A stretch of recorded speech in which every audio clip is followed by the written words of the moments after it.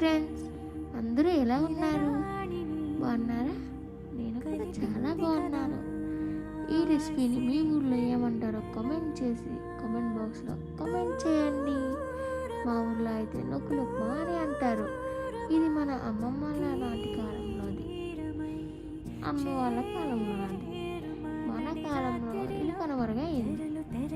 So మీలో ఎవరికైనా తెలుసుంటే దీనికోసం ప్లీజ్ కామెంట్ చేయండి. Thank you for watching.